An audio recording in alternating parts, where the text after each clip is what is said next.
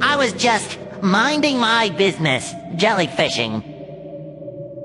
There was this bully, right? Didn't even seem like the bully type. Walked right up to me and told me, "You look like a cookie bite." I said, "You could be right, but me, I'm not the looky type." So I walked away and then he hit me with a cooking knife. He said, "Did I tell you you could walk away, Sponge?" I responded, "No," and then he hit me with an 8 punch all up in my face. And then I lost my patience, so I spun around and whipped out 2 of my ray guns. He said, "Oh no," and then he tried to run away.